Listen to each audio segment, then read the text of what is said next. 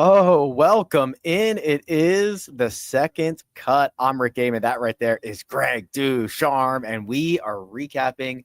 I can't believe it. It's the third round of the PGA Championship. 18 holes to go. What's up, Greg? Rick, what's going on? I get a question before we get started with all the amazing action we saw today.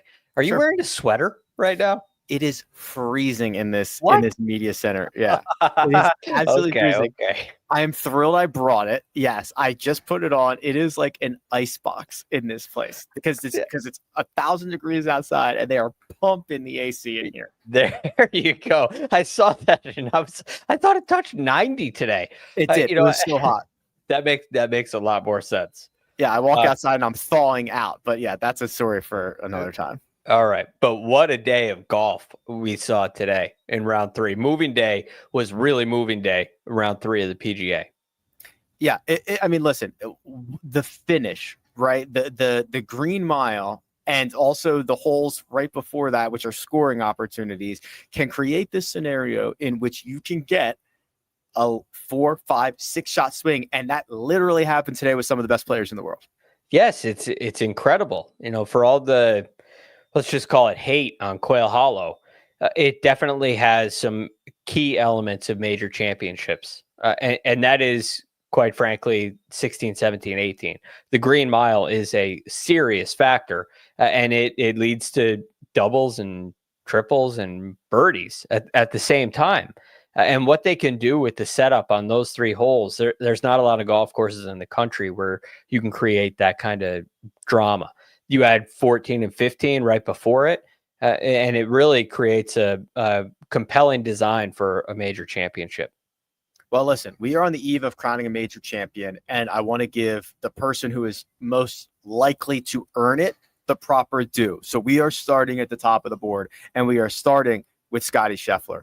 We are starting with the number 1 player in the world who shot a 65 today. We are starting with the guy who bogeyed number 1, Greg, and we are starting with the guy who rattled off 3 more birdies as he made the turn and then did what I wasn't sure was possible.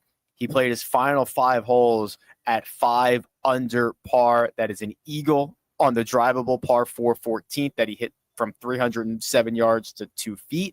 It is a birdie. It is a birdie on 15. It is a birdie on 17. It is a birdie on 18. Scottie Scheffler is 3 shots clear in pursuit of his 3rd major championship. It was just a matter of time. I mean, you start to look at these statistics, and at this point now, I'm looking at the way that the first 3 rounds have gone.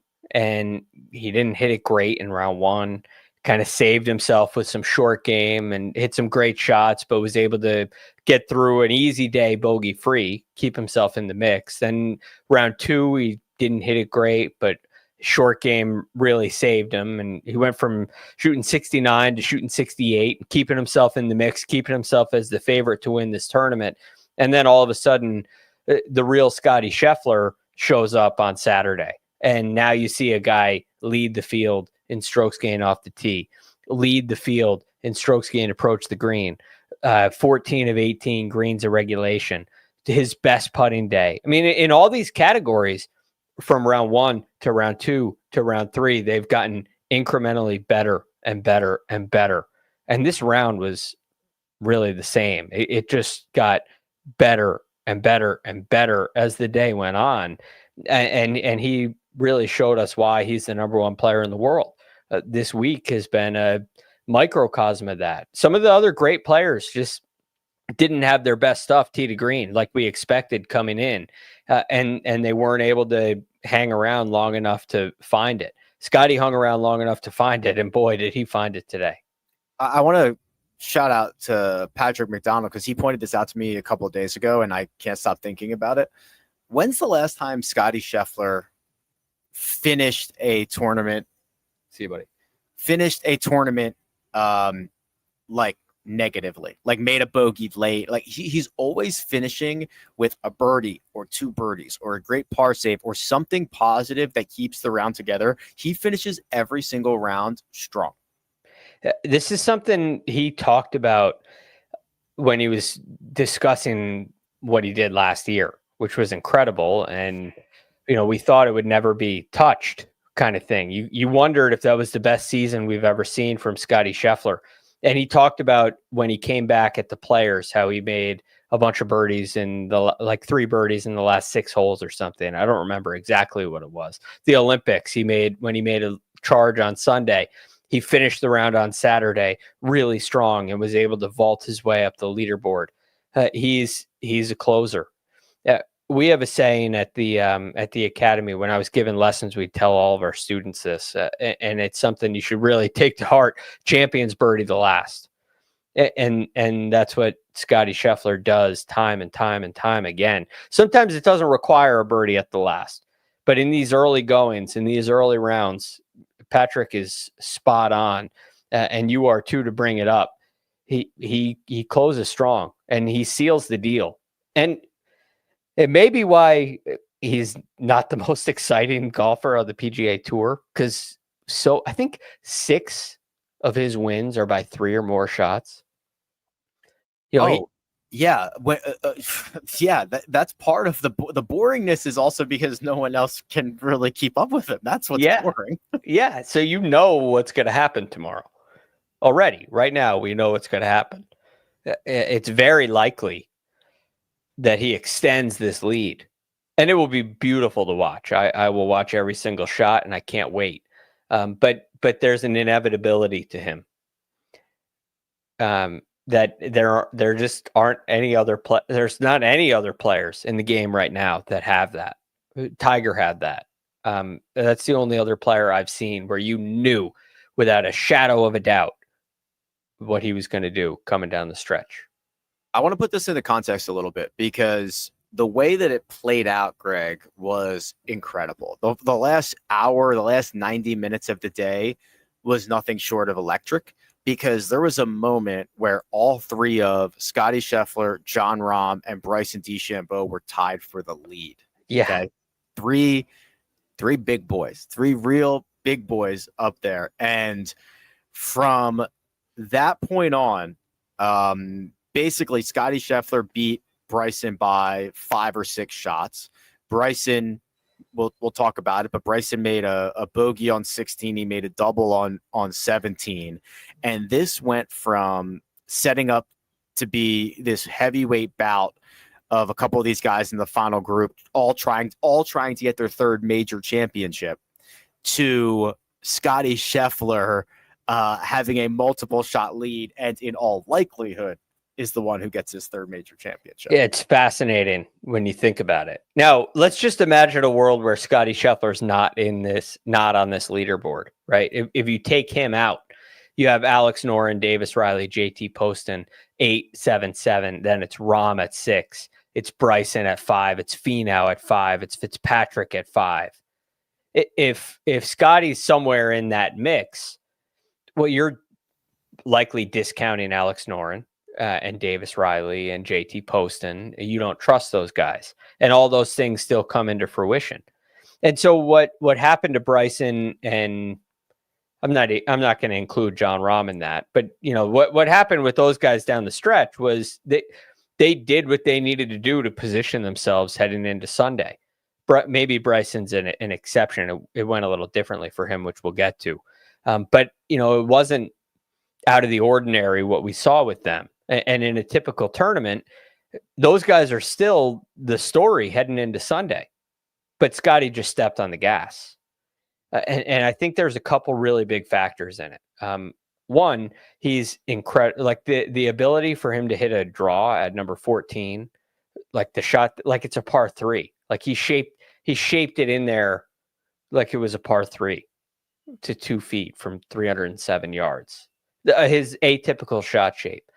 Then you get to 15, he takes care of the par 5. That's great. 16, it's a right hole location and a dogleg right. He likes to fade the ball. 17, it's a right hole location. He carves in there like his stock standard everyday 7-iron. Carves it in there perfectly. 18, right hole location. Once he hits the fairway, I mean, there was a little talk on the broadcast about the lie being in a divot, but it was fine for someone like him. Carves it in there, stock shot. But 18, there's no, like, I was on HQ earlier talking to Joe Musso about this. I saw you. We were watching behind the strategy. scenes. It was fun watching you and Yeah. Joe Musso do it. Yeah. It was great. So, like, what's the strategy in the Green Mile? There's some strategy on 16, but 17, you just got to step up and hit a shot. 18, there's no strategy. You got to stripe it down the middle, and nobody does that better than this man, world number one, Scottie Scheffler.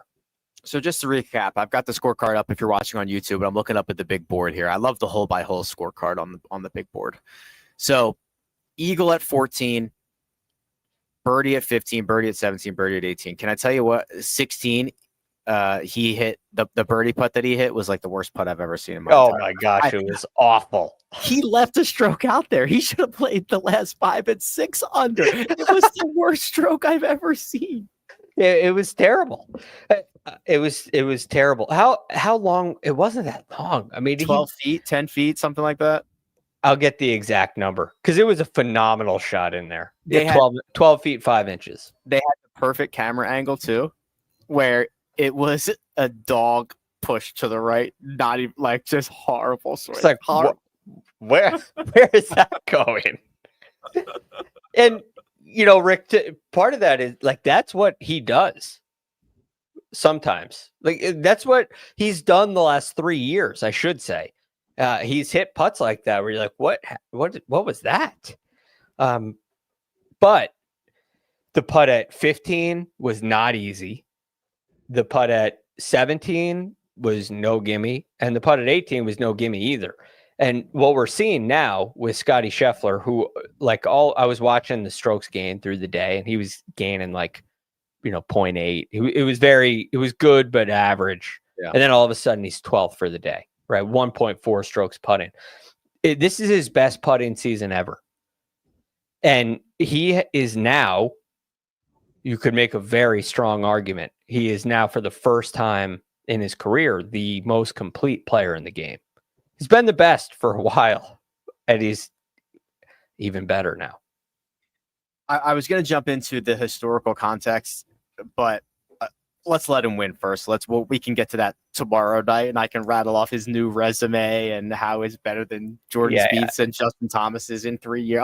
We can all get into that tomorrow night, but we'll let that lie for now because there was a lot of other great action, and I'm glad you brought up Alex Noren here, Greg, because he is next for us. And this was the round of the day until Scottie Scheffler finished up, and you can see the way that Noren finished with a flurry as well. Birdies on 14, 15, 17, and 18. So he played the final 5 holes in 4 under par. This dude's just a couple of rounds back from a major injury. He tore his glute and hamstring. He was dealing with a neck injury. He's 5 rounds back from that. Well, he played the Truist, so he got 4. So tomorrow will be his 8th round. This was his 7th round back. I think it's pretty clear that gave him a lot of perspective, which is great. And I think a big deal. As maybe I'll hurry up so you can catch the shuttle. Right? I'm gonna miss it. Don't worry about it. I'm gonna miss it either way. Don't worry about it. But you look at what he did in this round, and it's incredible what he's come back from, and what happened in this in the Truist. He was 59th. He did not play very well at all. I was thinking he is at major miscut risk, almost a guarantee to miss the cut. If you were looking at miscut bets, he was the guy. And here he is in the final group. But what he did in this 3rd round is made a nice birdie at 2. That's great. But then birdies at 7 and 8, you should. Birdies at 14 and 15, you should. And 17 and 18 are huge bonuses. But what's not on this card is a lot of boxes. There's 2. But he was phenomenal with his short game, which is kind of what Alex Noren's known for. He was 7 of 8 from the bunkers. It's incredible. A lot of sand saves that kept the momentum of this round going. And then all of a sudden you get to 14, 15, and he finishes strong like he does. And he goes from not even a factor to being in the final group. So the short game and putting really saved him on this day. Alex Noren is the closest chaser to Scottie Scheffler. He is 3 shots back at 8 under par, and he is alone in second. He has a 1-shot lead over both Davis Riley and JT Poston, who flew up the leaderboard on Saturday. But the big name lurking just behind those guys, or at least one of them, is Jon Rahm. Now, this is good to see out of Rahmbo, who, we've well documented this, Greg. The first 2 major championship starts after he went to live, and particularly his first as the defending champion at the Masters, were ugly, weird, somber, strange, sad, whatever else you want. It was not the Jon Rahm that we have gotten used to. Those have gotten better, played better at the U.S. Open last year, played better at the Open last year, played decent at the Masters this year. And now we've got a 69 on Saturday out of Rahm, a 4 under. No, I don't think that 69 is right. I think that graphic is wrong, right? That would be a 67 from Jon Rahm. 67 today. 67 from Jon Rahm, highlighted by a 3 set of birdies on 14, 15, and 16. This I loved to see Rahmbo being back in the mix again. And he was 2 under heading into today, which was 6 shots back, but still very much in the mix. And if you're looking at a target score for the end of the day, I think a 8 under lead again with the weather that was coming in, the additional wind and the firming up of the greens and the drying out of the course and the pressure of a Saturday at a major championship, all those factors together. 8 under is probably the lead at the end of the day. If I can get to 6, I'm in great shape heading into Sunday, whether it's Scottie Scheffler leading or not. So I think what Jon Rahm did, because he finished earlier, was phenomenal. I thought he played a great round of golf. He hit the ball better than I've seen him hit it in 3 years. He led the field in proximity to the hole today. That shot he hit at 16 just showed it. Yeah, they just showed it again. It was so nasty. That's the Jon Rahm that was a world number 1. It was shots like that made him a real factor on the leaderboard. I probably should have mentioned it. I got so excited about the Scottie Scheffler stuff that I forgot to mention what happened this morning. And as I talk about this, I'll remind you, we're potting through right now. This is our way of not doing commercials or ads. We just get supported by the members of our Patreon, which you're seeing most of them. I don't know if this is exactly up to date, but most of them being listed on there right now. And it's just a way for you to support the show. And we do giveaways and fun prizes and stuff like that. But Greg, I probably should have mentioned the fact that right as the boys were about to tee off, first tee time this morning, 8:25 a.m. local, nasty storm rolls in, plenty of electricity, shuts this place down. Everybody holds in place, shelters in place, and they end up pushing tee times back 3 hours, go off split tees, all within a 2-hour window. So instead of getting the kind of natural crescendo of the tee times going out, everybody off one, maybe you get easier conditions in the morning, harder conditions in the afternoon. Everybody was out on the golf course at the same time, which probably removes that edge a little bit, but it did create for a lot of drama and like noise and everything just going on at once. Yeah, it's a good point that the earlier tee times and conditions were removed. I think that's a really strong point, which I hadn't necessarily considered, because I felt like the guys that were in it were close enough to the lead. But when you go to threesomes, you're right. You move them a lot closer. You move the tee times a lot closer to the leaders.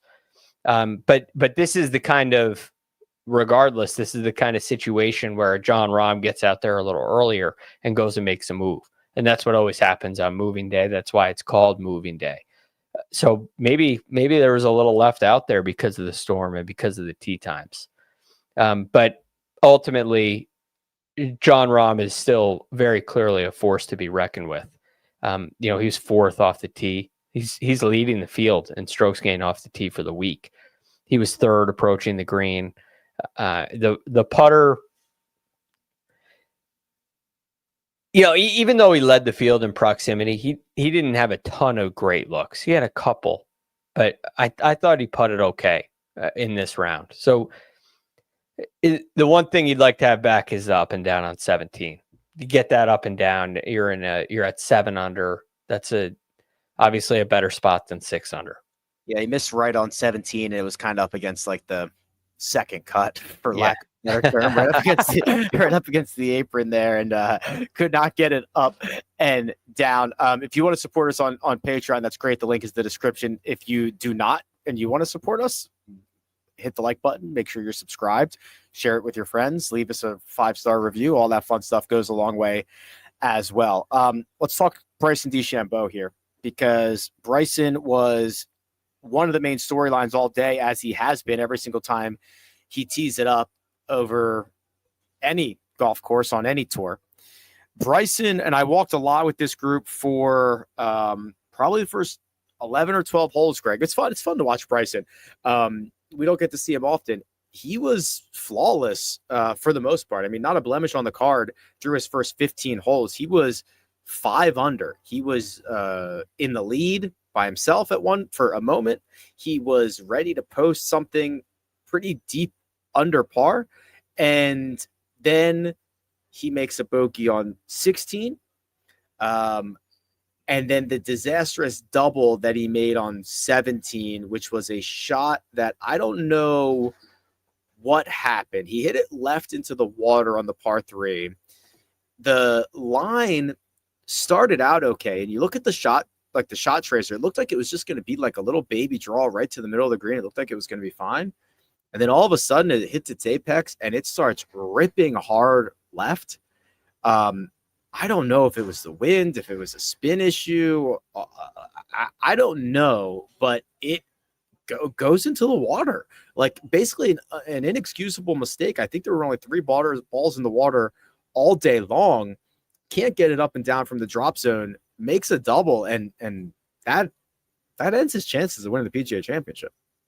Yes, it does. Now, rewind the videotape. I'm watching Bryson play, and I'm like, this guy is, well, one, this is why my outright card had Scottie and Bryson. I'm like, this is great. This is exactly why. This is what I expected.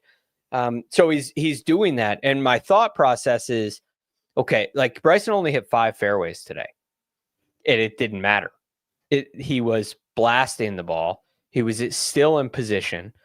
He was in the intermediate cut a few times. He was in the rough a few times. But it's like he's not going to make a bogey from where he's driving it. Whether it's in the rough or the fairway, he's just not going to make a bogey. And as this golf course firms up, you're seeing kind of the wing foot thing where, oh, he's got 177, but it's or 187, but it's a 9-iron in the rough, and it comes down and it lands, and he's got 25 feet all day. And that's like the worst that can happen. Then 16, you make a bogey at 16, missed a putt from 5 feet 10 inches, lackluster chip. It's like, okay, that's one bogey. Right. Then 17, now all of a sudden there's a weakness exposed. There's no advantage for off the tee. You got to hit it the same distance as everybody else. And now the one sort of chink in the armor for Bryson exposes itself. And I think you're right, Rick. That's an inexcusable water ball. Was he in between clubs? If you're in between clubs, you can't hit that. You can't take less there. So I don't know what happened, but it ended in all effectiveness. It ended his tournament. He's 6 shots back as world number 1. The crazy part is, again, not only the flow of the tournament, but the layout of this golf course. While that is happening, while Bryson is making a mess of 16 and 17, Scottie right across the water is making eagle on 14 and then turning around and making birdie on 15. That is all in the same spot. You can see like that entire area, and you could feel it out there, how the oxygen was being sucked out of one group and injected in the other. So Where were you when Scottie hit it to 2 feet at 14? I was up on the Bryson side of things. Where was that? Because he backed off and looked. Who backed off and looked? Bryson was about to hit a shot. I can't remember where this was. He was about to hit a shot. He backed off and looked. There was a roar on the broadcast. Yeah. I think he was up on. I think it was was it approaching to 16? I want to say that could be it. That could be it because he stepped off. He looked across the water. No, it wasn't approaching to 16. I feel like it was later than that. It might have been later than that. But anyway, there was a moment where he backed off, and on the broadcast they were like, "Oh, well, 14's right across the water." Right. And I knew Scottie was the tee at 14. Oh, okay. He was putting on 17. That's what it was, because that's straight across the water. Yeah. Yes. Sorry, I always think 16 and 7. Yes, 17. I always think 16 is the par 3. 17 is the par 3. Yes. Okay. That makes a ton of sense. So he's putting there. He backs off. Yes.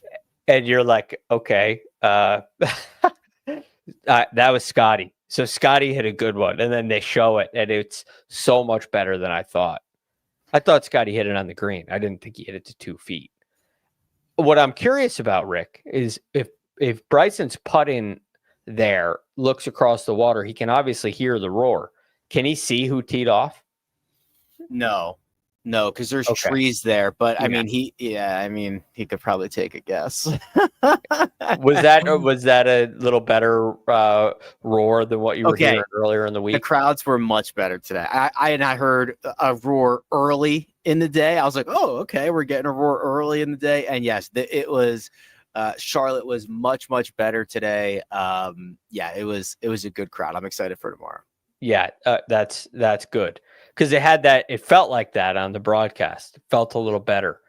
I still think the roar on 14 for Scottie could have been louder, but it might have just been because they were on 17 when that happened. The cameras were on 17.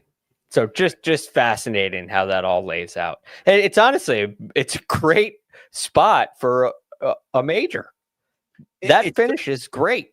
It's a great finish. It's going to produce again, in all likelihood, a world-class champion here. And you've got a couple of names, big names in the mix as well. But yeah, that final stretch with the way that things can go, that there's like a 10-shot swing that you could get on, on both ends. It's incredible. I love it.